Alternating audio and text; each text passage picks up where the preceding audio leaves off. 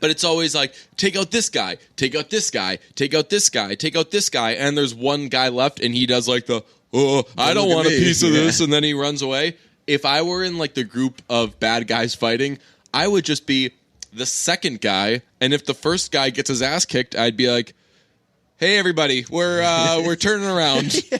It would appear that he's gonna kick all of our asses one by one, so let's just go. Brunch, hit it, boys!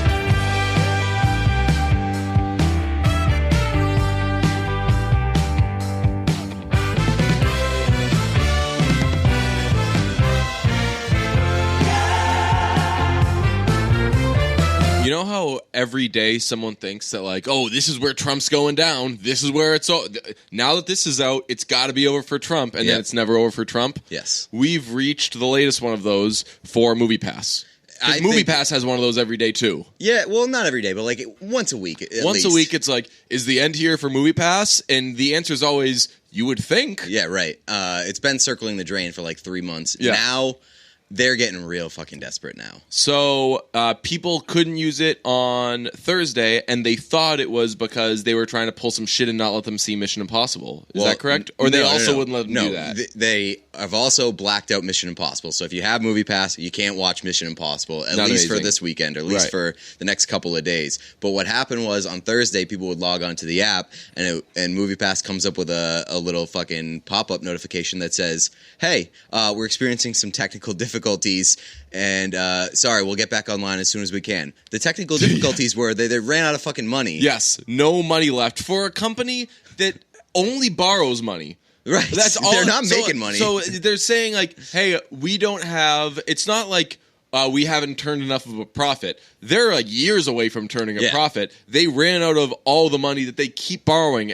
Every time you hear MoviePass news, it's that either something broke or that they borrowed more money. Yes. And after borrowing all this money, or that they're implementing more bad rules. Yes, exactly. So they ran out of money, and their solution was, as usual, to borrow more money, and then run out of that. Yes, like a quick $5 million, and did they like burn through that right away? I would imagine so. Like $5 million doesn't go anywhere for MoviePass. Drop in the hat. Yeah, right, and drop in the hat. Is that what? Is it drop in the pan? Drop in the bucket? Yeah. Okay, yeah. But yeah, that makes gravy term. That makes sense why they would black out Mission Impossible, because Mission Impossible is going to crush this weekend, and if they let people go see that, then that's done by Saturday. Well, it's interesting you bring up Mission Impossible and MoviePass, because I have a personal announcement. You are looking at the newest Stubbs A-list member. I've accepted an offer. Yes, I've accepted a Stubbs A-list membership. Nice. I realized it looked like it was going to happen early Thursday. I went to see Mamma Mia, Here We Go Again for a second time, and I couldn't see it again on MoviePass because of that thing, and plus it was in IMAX. So I should have gotten it then. You went to see Mamma Mia in IMAX? Yeah. It was awesome. That's great. And why are they even playing that in IMAX? I have no idea, but just like the time was right, and I was like, IMAX? Hell yeah. Time's always right for Mamma Mia, too. Exactly. So I did that, and I was like, you know what? I should sign up for AMC Stubbs, but I was a little hungover, so I was like, I'll do it some other time. And then later that night, I went to see Mission Impossible 2, and I was like, you know what? I've now done two things, because this was in 3D. Okay, so I was like, now I've done two things that I could have done with Stubbs A-list. You know what? I will accept that offer. I believe you can retroactively get credit for those movies. That's right, you can, because they say that before the actual movie comes on the screen. Yes, I'm going to do that. Yeah, I'm not far behind you. I've been considering it. Now I think I'm a lot closer with all this MoviePass bullshit. I'm going to say it. I love all the stuff that MoviePass has done for me, but MoviePass fucking sucks. It's the worst. It's given me sucks. It's given me hours of content. It's done a lot. Done a lot of favors for us. Yes. But you're only as good as what you've done for me lately, and there's been a lot of bullshit lately. Yeah. And I've heard that there's a lot more surge pricing recently. I haven't experienced that. I don't know if it's because I paid up front. So I paid for the year. Mm-hmm. I think I'm contractually with MoviePass till December. But I think I'm going to sign up for stubs on top of that because I'm not paying for Movie Pass every month. Yeah. I already paid up front. So it's not really like I'm not getting hit twice. So that money's already gone in your mind. Yes, exactly. Yeah. So I think I'm going to sign up for stubs. That's the mindset of someone who's bad with money. Yeah, and I'm the terrible. Same exact thing. Terrible. Like that money's gone. Same with if you thought something was going to cost you money, like a lot of money, it only cost you a little bit of money. Your first move is then to go spend the rest of the money. Yeah, it's like having a surplus. Even it out. Yes. Yeah, exactly. It's very, very exciting. Another Movie Pass thing. It has you take the picture. Yeah. And I've accidentally taken the picture of the receipt a million times, and it says, it's like, not receipt. It says it in all capitals. Don't put it in the microwave, not the receipt. So I've done that a lot of times, and I haven't gotten anything because I think that they've got so much other shit to fry that they're not thinking about that. So MoviePass users, send us what you send to them, submit to them as a picture to see if it's passable. Like I used to sign. We should just take selfies. No, like seriously, I'm gonna take a picture of me doing like the Raymond hands, holding up the ticket, holding up the receipt, and I'm sure that it'll be passable. So yeah, MoviePass users, send us what you send them as a joke. I used to do stuff like that all the time. I used to sign my receipts, not my name. I would, really? Like my friend, one of my friends would always sign like King George and shit like that. I used to define words on receipts. That was a fun little thing to do. And like, what are they gonna do? I mean, it's not a thing, yeah, right? What if you just like what if you put a stub down on the table and you just flopped your dick right next to it and then took the picture of it? Well, the PG version of flopping your dick down is doing the Raymond hands. Raymond hands. I for a thing I spoke at a camp. There's like a sports broadcasting camp. Ooh, so sounds like a good time. It was wild. It was like a bunch of it was cool, but it also like gave me pause. It was a bunch of children who knew that they want to be in the sports media. And I was like, "Oh man, don't know what you want to do yet." Your life. Yeah, don't know what you want to do yet. So it was like I talked to them, I did questions and answers, and then after they like came, like everyone took pictures, and they had these like Disney autograph book things, and some of them were like, "Can I have your autograph?" Even though they definitely didn't know who I was. So I just wrote something different every time. I wrote Alex Abrinas for pretty much all of them. Because like these kids knew more about sports than anybody who actually works in the sports media. Okay. And when we fielded questions, like the first one was like, "You look like Alex Abrinas from the Oklahoma City Thunder." And I was like, "That's awesome. Thank you. I'm a big Steven Adams fan. Do you guys know Steven Adams?" And then we got like 10 more minutes out of Steven Adams talk. Nice. So that camp got their money's worth, huh? Yes, exactly. Yeah. Really good time for them. Anyway, as an A-list member, I'm already enjoying some of the perks. Just signing up in advance is a game changer. MoviePass is starting to allow that. They said though, right? I don't know. I don't think so. I think it doesn't sound like them. No, definitely not. They only do bad things. Yeah. No, I think like their next thing is that you can bring a friend. Which. So I don't care. Make your movie experience worse. Yes. Yeah. But I think that's like a big reason why I'm very interested in the AMC one because I bought my ticket for Mission Impossible because it's a blockbuster. Yeah. It's gonna fill up. Like I almost didn't get a seat for the fucking Equalizer this week. Yeah, that's right. So, on a Sunday. So I bought my ticket for Mission Impossible. I'm just gonna sign up for stubs. Yeah, it's worth it. So we saw Mission Impossible 2, and I don't think that either of us need to make any lie about it, hedge our bets or anything. I'm assuming we both loved it. I fucking loved it. That movie was unbelievable. It was incredible. One of the best action movies I've seen in so long. I put it out on Twitter, and I'm going to make it official here on this podcast. It is my favorite action movie theater-going experience since I saw The Dark Knight in theaters. I would agree with that. Yeah, okay. It's like the only competition it has for me, because I'm not a huge action guy, is like John Wick 2.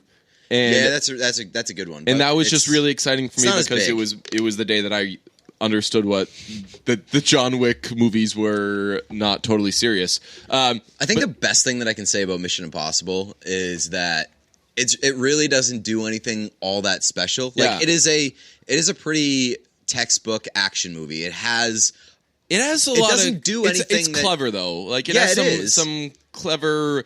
It doesn't reinvent the wheel, but it makes you look at the wheel in a new way. Okay, yeah. Like that's I think that works in its advantage. Like it doesn't do anything over the top or like brand new. Yeah, but it does everything, like every action movie cliche. It does it in the best fucking way possible. Yeah, that just leaves you like amazed. I will say this: this was the best identity themed movie since The Usual Suspects. Now, there's only really 2 identity-themed movies I can think of, The Usual Suspects and Mission Impossible 2, but a lot of identity stuff. Yeah. There's like a bad guy, you're spending the whole movie figuring out, who is this guy? You figure out who he is, and like in The Usual Suspects, you gasp a little bit. Yeah. And there's a lot of masks going on. If viewers going in, if you have any aversion to masks, this movie is not for you. It's a lot of masks. They have this tool where you can like basically clone a person's face, and you can tell that they just got that tool like 3 days ago. They Amazon Primed it, and they're trying to get their money's worth in the first week. They are showing all their friends what they can do with it.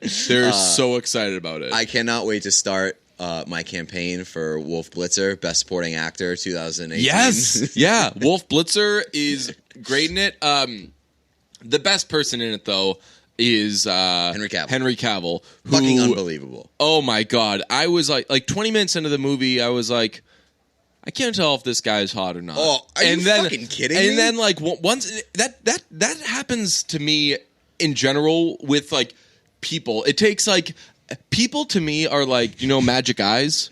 No. The 3D things where you got to look at them for a little bit, and then, like, once your eyes relax a little bit, you see what it is. Oh, yeah, okay. That I get that a lot of times with people. Like, I'll be like... I'll be like, illusion thing? This thing seems okay looking, and then within 10 minutes, I'm like, this is the most unbelievable thing my face has ever fucking seen. He really is. And so I guess I would give you that a little bit of leeway if he was clean shaven, because he's Superman.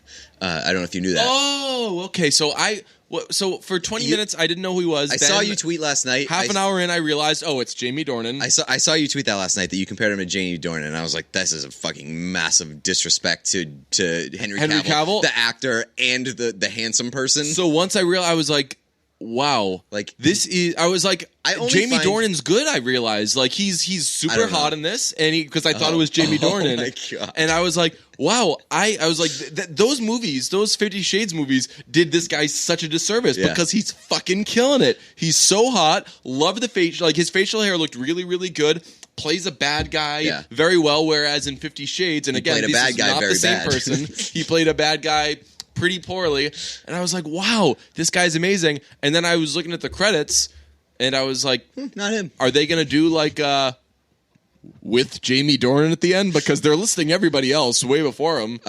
So like Jamie Dornan, I've never really been impressed until he takes his shirt off in 50 Shades of Grey. Then I'm like, I kind of get why the ladies. But anyone can do that. Exactly. Yeah. And Henry Cavill, it's almost like I don't want him to take his shirt off because I respect his face too much. Yes. But eyes up here. So I can understand why. Like, he looks worse clean shaven, Henry Cavill.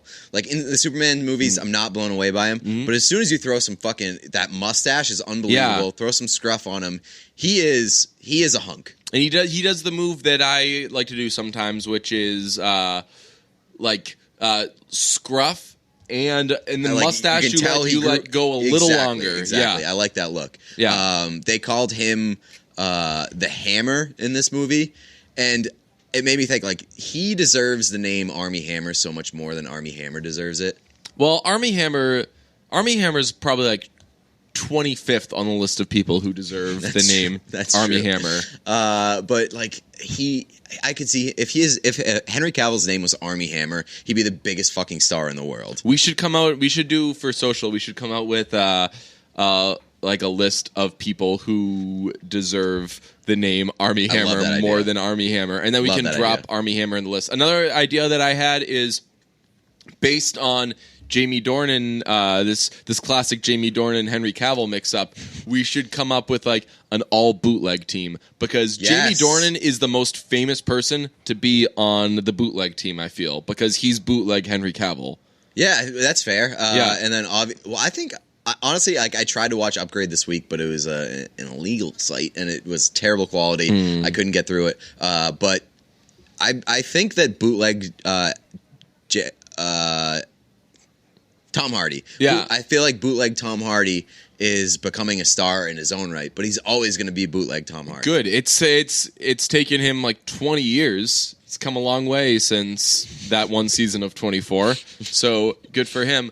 Yeah, no, but there are some good bootleg people out there. Yeah. Like I hold bootleg Tom Hardy in very, very high esteem. One day we'll maybe even know the actor's name.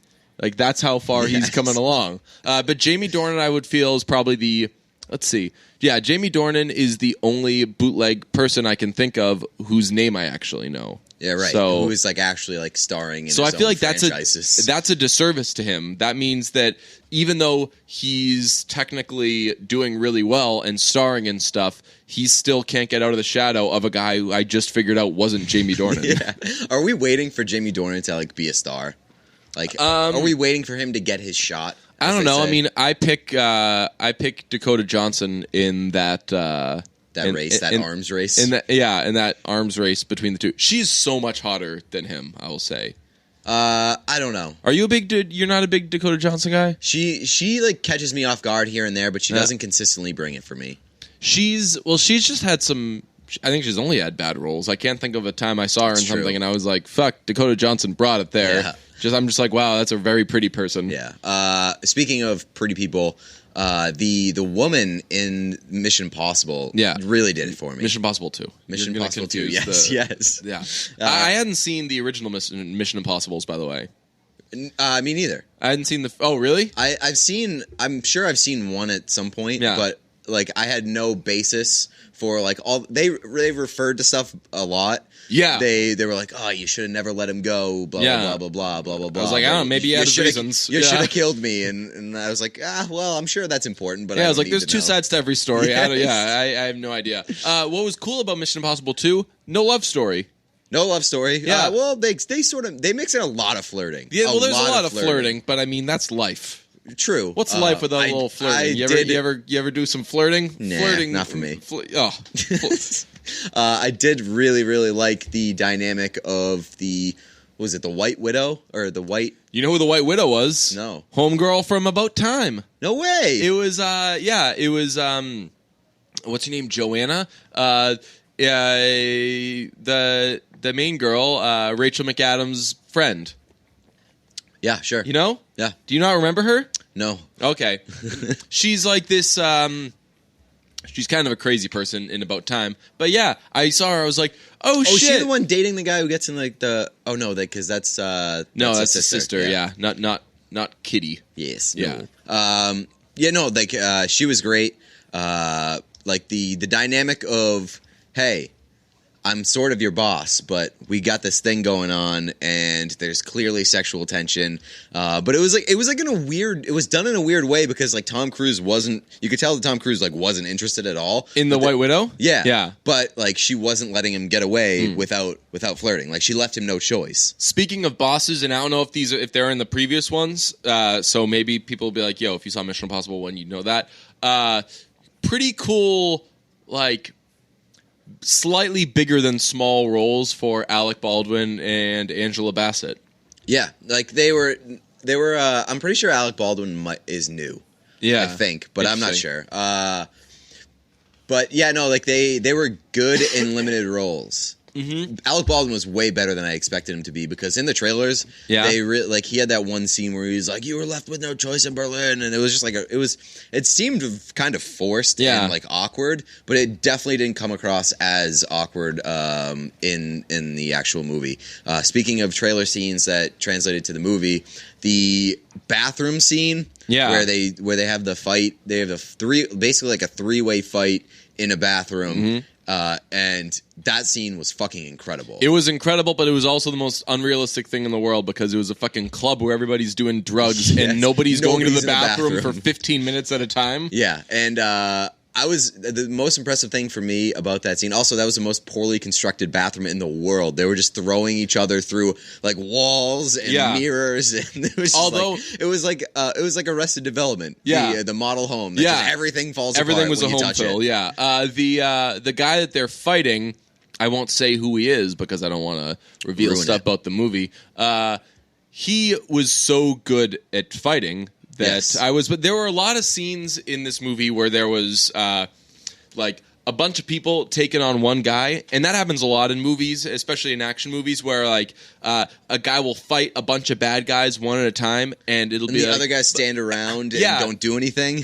They don't just gang up on him, but it's always like, take out this guy, take out this guy, take out this guy, take out this guy, and there's one guy left, and he does like the, I don't want a piece of this, and then he runs away.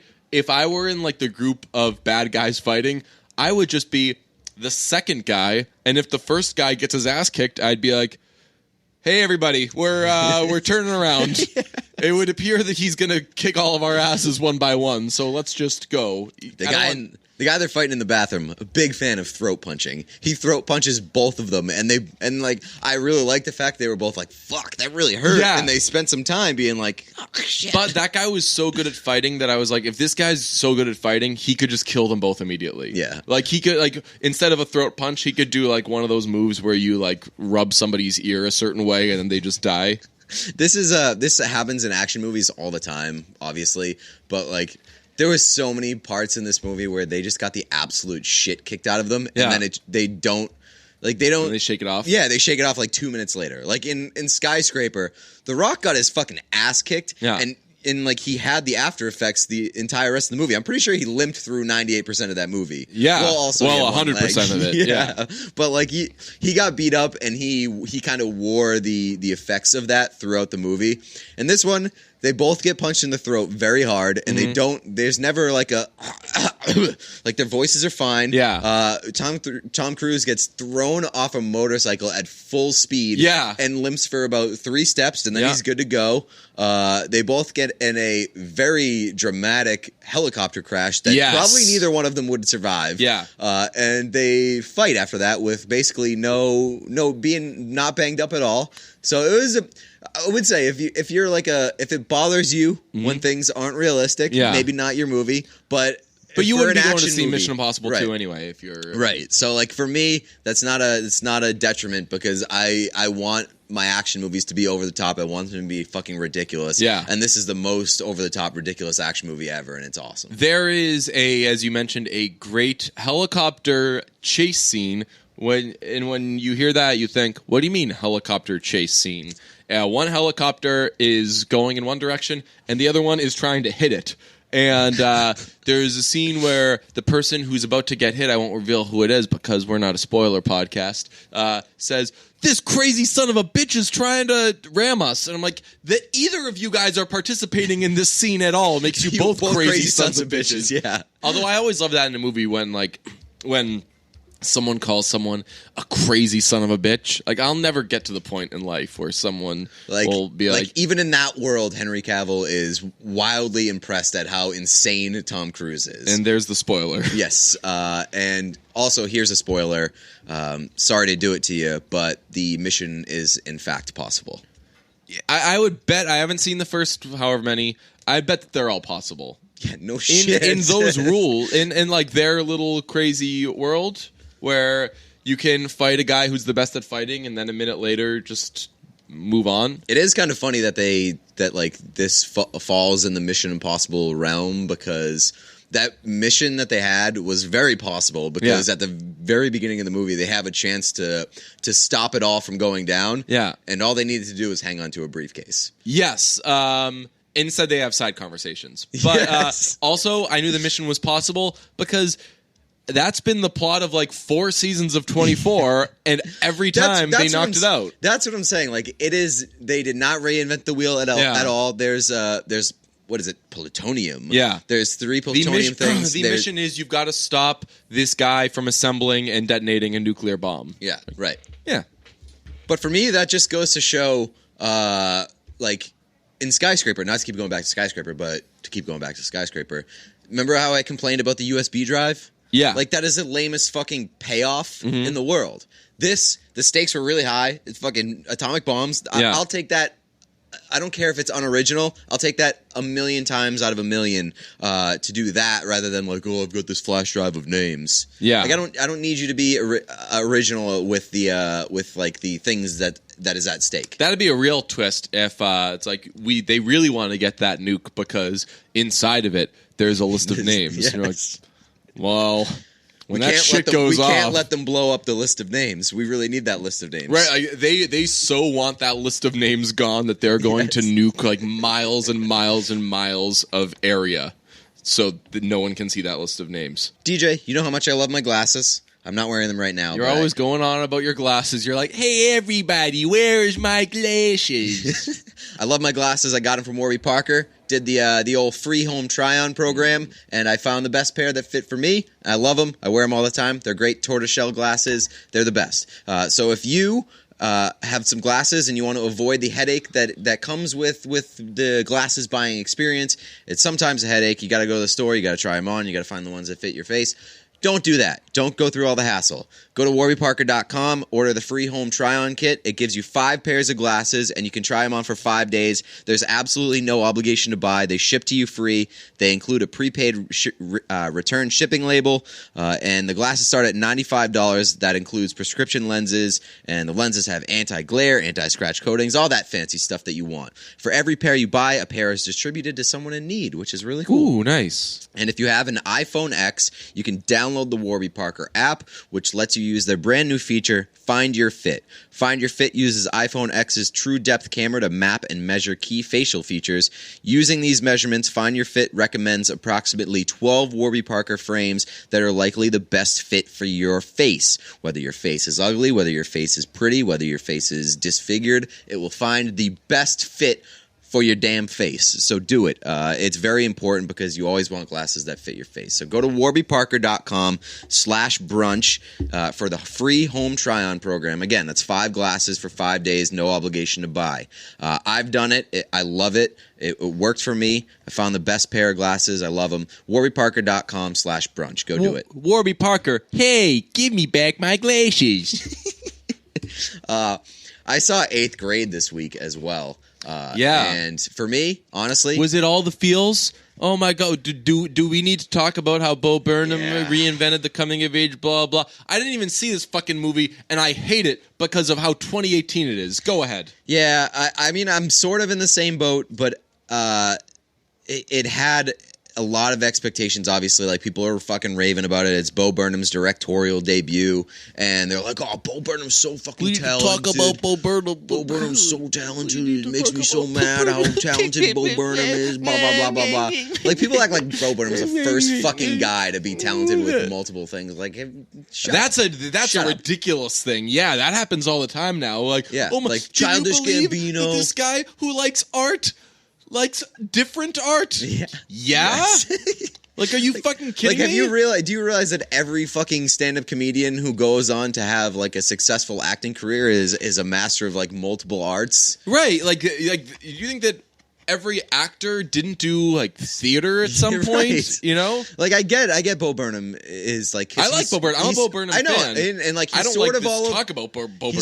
He's sort of all over the place. Like, he's a comedian. He's a pretty good musician. Mm-hmm. Like, he's got some bars. Been a good actor. Now had a great directorial debut.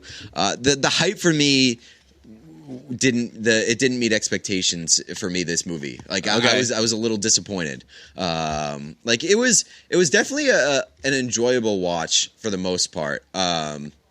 It dragged a little bit at points. I was like, all right, where's this going? Yeah, it's sort of just like a character study of sorts. Yeah, and it does hit on a lot of things for an 8th grader. Like, you'll be like, it made me think back and be like, damn, I kind of miss these times. But I mean, middle school is just like the height of awkward. Yeah, definitely. And it was a lot of this movie was super, super relatable. And he did a really good job of presenting it in a pretty cool way. Like, there are several scenes where it's like, wow, the way that they did that was really cool. Like, there's one scene in particular where this girl shows up at a pool party, which she wasn't really invited to, but she was like invited heard of it out of courtesy. Yeah. And she shows up, and it's like the cool girls party, and she doesn't know anybody there. She's kind of alone. They have this scene where she's inside this sliding glass door while everybody else is outside before she walks out and like joins the party, and it like fucking pans out. It starts in like a super close thing. It's like very it gives you sort of anxiety, and then it pans out and it like has the entire pool party, and it sort of makes her feel detached from the rest of it, and it was really, really cool in the way that it was presented. So like I give him credit for like that kind of stuff. It's very creative, and the music is great, but again, like it didn't the music wasn't me. all Bleachers. It sort of was. I could see, right. Like I just know how it was a very like indie soundtrack. Everything has just gotten so fucking formulaic these days. Like this is what you do in 2018 if you want people to say that they liked your shit. Make it a coming-of-age film because it'll hit everyone right in the feels because they've been through that before. Like, yeah, that's what that is. Put Bleachers in it, I guess. And it's basically just like, go watch Love, Simon. Do everything that movie did. That was like a very bland, not as good as it could have been movie. And everyone was just like, yes, good.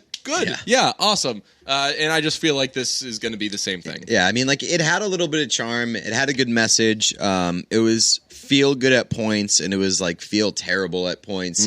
But overall, I expected more. And, you know, I do think that it's a product of it being hyped up as much as it was. Like, if I had gone to see this and I had no idea what it was, and I knew that it was Bo Burnham's directorial debut, I'd be like, wow, good job, Bo Burnham.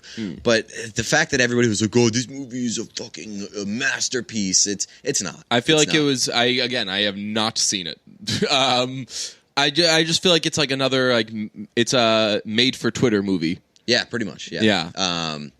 But yeah, it is what it is, but it's one of those movies that I wish I had seen a little bit earlier. Also, it was the worst fucking theater experience in the world, and I feel like I say that every couple weeks now. Like, how fucking hard is it to not talk in a movie theater? It could be you. It's not me. But how fucking hard is it? Going to watch a movie and being like... Shut the fuck up in a movie theater. The rules for seeing a movie are the easiest fucking thing in the world. Yeah. Go, shut the fuck up, and watch the movie. Yeah. And somehow it is so hard for so many people. Be on your phone, but just a little bit. Right. Like you want to take a peek from now from right. Downtime? I'm fine with that. Turn the brightness down, put it next to your thigh, and whatever. We all do it. But this dude next to me at 8th grade was literally speaking. Oh. He was with his friends. He was probably... So I went to Kendall Square, and that's like around like a college area, I would say, right? It's like a youngish area. It's in Cambridge, so it might as well. It's just like where, it's young people. Yeah. It's young people and old people. Right. There is no one there that is 39 years old. So it was like a young-ish person, probably say like early 20s, with his friends. That's first mistake, first red flag. Not old enough, not old enough to know how to go to the movies. And he was literally fucking speaking to his friends and it was about the movie, which like, okay, but shut the fuck up. And it's one of those movies, like, it's like you said, it's a peak of awkwardness. So he just kept addressing the awkwardness of the 8th grade girl in the movie. He was like, oh no, she's not gonna do this. Oh no, like he vocalized his cringes. He's like throwing popcorn on himself. Like, you know the AMC thing, like the when before the movie starts, it's like comes out with shh. No, Shut up, not that that. But like when the AMC is about to roll the movie, and they're like, "Thanks for joining us at AMC," and they show you like all those clips, of people watching the movies, and it's the most fucking overdone thing. Like the guy who has the popcorn, he's like holding it up, and then he just throws the entire fucking bucket on himself. That was that guy. Jesus. Fuck that guy. You know what you could have done? Just talked louder than him.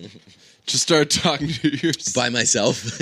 One time, it was in 2013, the Bruins and the Blackhawks were playing in the Stanley Cup final, and it was in the media workroom in Chicago, and everybody's sitting there writing, and a TV guy was recording like the voiceover for like a package they were doing, like the Bruins hit the ice today in anticipation of Game 1 of the Stanley Cup Final against the Chicago Blackhawks. And so everyone's writing silence, and you can just hear like, the Bruins hit the ice today, blah, blah. So everyone's like kind of looking at each other like, what the fuck? So after this guy's doing like 5 takes of this, a writer just starts reading his story aloud as he's writing it. He's like, Nick Jalmerson said the blah, blah, blah, and the news guy stops and he's like, "You think you're funny, fuckface?" And it was awesome. She'd be like, "Yes." It just went from like silence and one person being too loud to two people being too loud and trying to top each other. That's what you should have done. You should have been like, "Oh man, this movie hasn't been as good as I thought it was going to be. I bet that everyone's going to say Bo Burnham was all the feels." Just to nobody in particular. That would have been fucking awesome. Agreed. Everything's on demand these days. Everything. Everything. Every single thing is on demand these days. Don't even need an example. Think of anything that's on demand, including postage. Postage on demand, you say? Yes. If everything is on demand, postage is a thing, so yeah. You could even get postage on demand. It falls under the cloud of everything. All you need is not everything.com, but stamps.com. With stamps.com, you can access all the services of the post office. Post office, how are we feeling on post office? I'm going love it. Thumbs I'm up. Very pro post office. Big post office guys. But sometimes it's a hassle to go to the post office. So then why don't you bring the post office to you? Oh shit. You can bring the post office to you, you can bring the doctor's office to you, you can bring everything to you because everything's on demand. You know that you can even get postage on demand? Yeah, you can get postage on demand. All you need is stamps.com. With stamps.com, you can access all the services of the post office right from your desk. It can be a standing desk. It can be a sitting desk. What if I don't have a desk? If you don't have a desk, you can sit on the floor, lean against a wall, take out your phone. It can be iPhone. It can be Samsung. iPhone 2. It can be an iPhone X. It can be a Samsung Galaxy. It can be a Razr. What about a T-Mobile Sidekick? It can be a Sidekick. It can be an i860. Did you have an i860? I had an i860. Cool, man. You can get everything like that. So, with Stamps.com, you can access all the services of the post office right from your desk. Just sit down, fire it up on your phone, buy and print real US, but you do need a printer. You do need a printer, but you can get a printer on demand. Oh, damn, I was going to ask. You can get a printer on demand. Buy and print real U.S. postage for any letter or any package. All you need is Stamps.com. You can access all the services of the post office right from your desk. It's available 24 hours a day, 7 days a week. Just click, print, mail, and you're done. Stamps.com will even send you a digital scale. You can get it. You can weigh your letters and packages and print the exact amount of postage every time, so you're not left with some of that extra postage when you get too much postage. You want like a $2 postage, and they say, "Oh, we're making you get $3 postage." Don't go to that place. Bring the post office to you. I personally recommend it.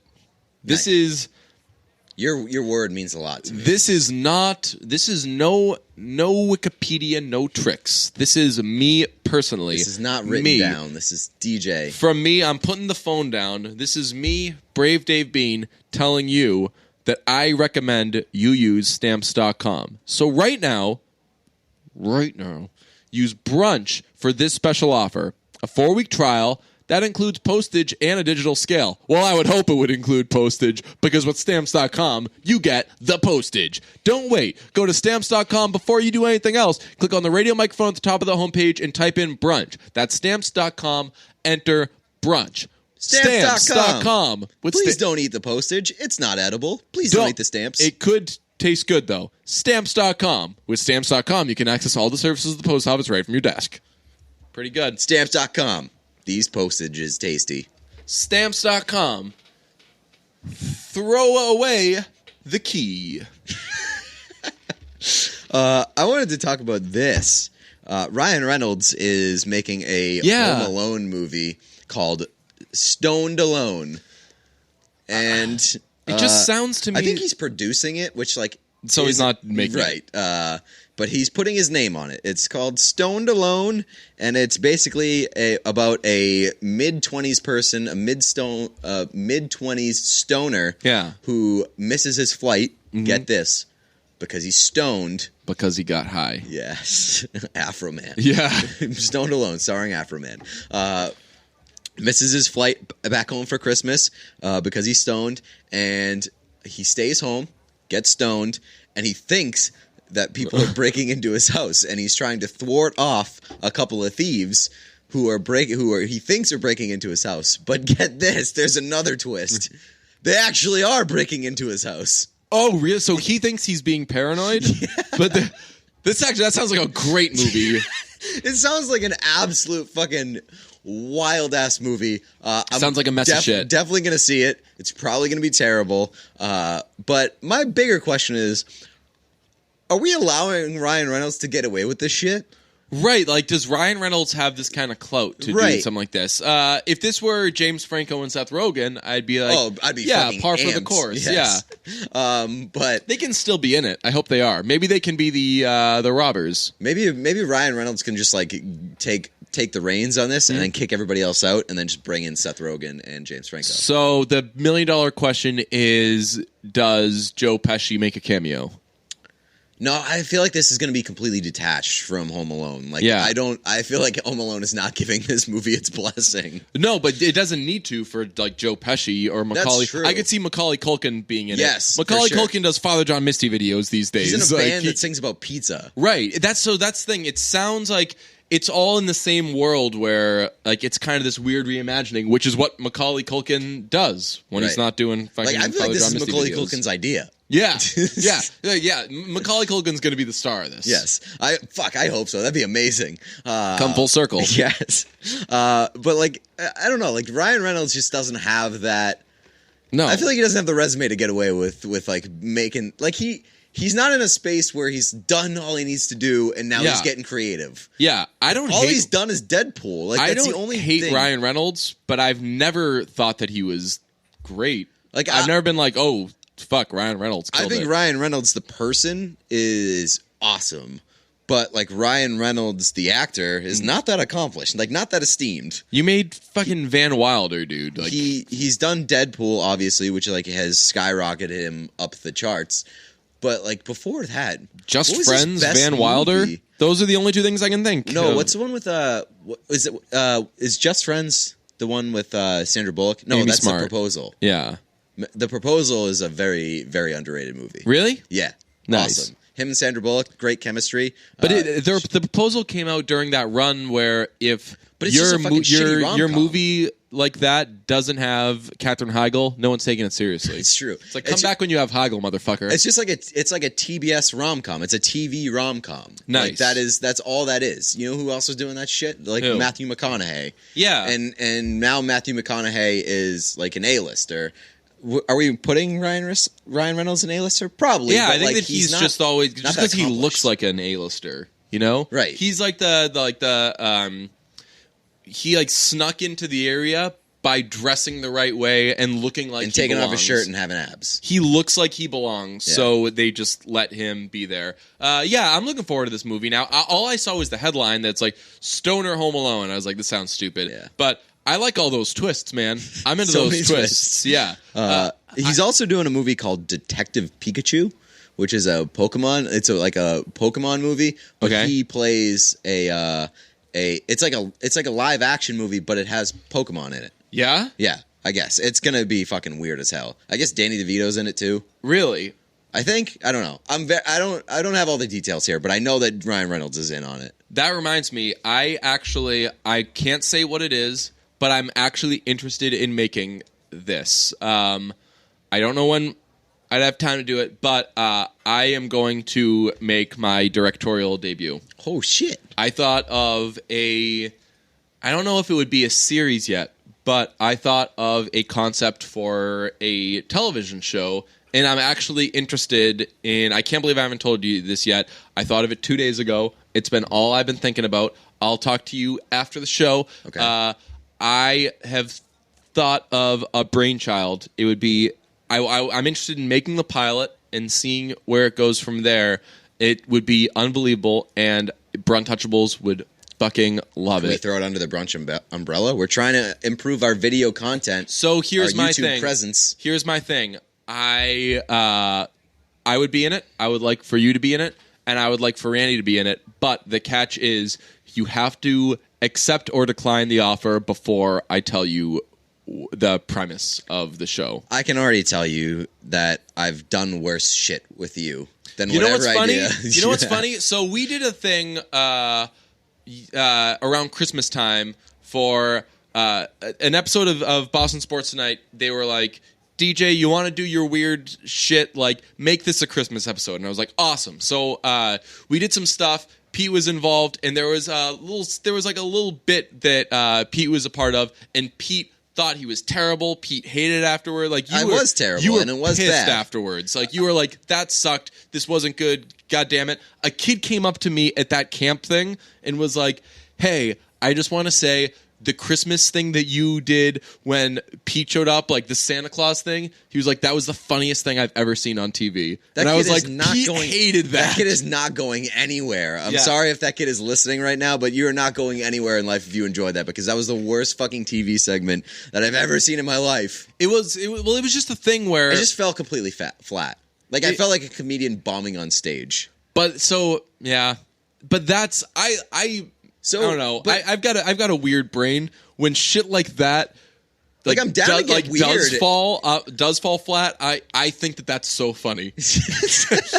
I mean, like, so it stung and it stunk, and I felt really bad about it. But it would have been one of those things where, like, all right, this is a learning experience. It's going to be funny in a week. Yeah. But like the reason why I was so mad was because I don't get opportunities to do TV a lot, and I'm like trying to prove myself every time I do get an opportunity to do TV. Yeah. So when I got that and it just completely fell flat, I was like, fuck. Yeah. Now I'm gonna have to wait God knows how long before like I have to sit on that. Yeah. Like it's one thing if you can just put a bad performance behind you by getting out there the next day and exactly. and it's kind like of redeeming yourself. Yeah, if you're a healthy scratch like most nights and they put you in and you are a fucking disaster, you're thinking about that until the next time you play. Right. And then when the next time you play, that's still probably on your mind. You're like, I hope I don't fuck up like I fucked up last time. Guess what? I didn't fuck up.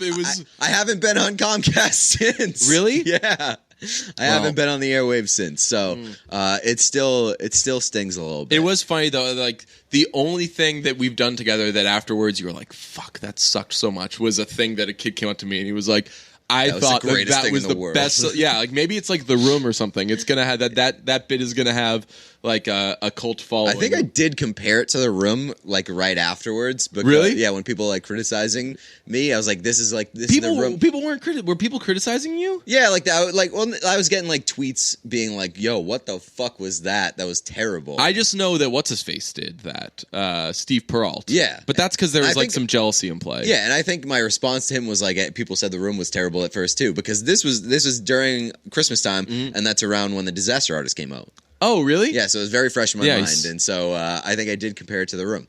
Nice. Yeah, don't listen to the haters. Listen to that kid. I totally agreed with that kid. I was like, dude, yes, that was the best thing in the world. You're totally right. Speaking of the best thing in the world, I told you I was going to see 8th Grade, but it was a trick. It was a twist. I went to see Mamma Mia, Here We Go again, and in IMAX, as you said. Went again. And it was, man, like just confirmed. What a great movie. It is fucking fantastic. Somebody asked me a question on Twitter this week. What's better, Mamma Mia 2 or Sing Street? Closer than I would ever expect. Different for Mamma movies. Mia 2.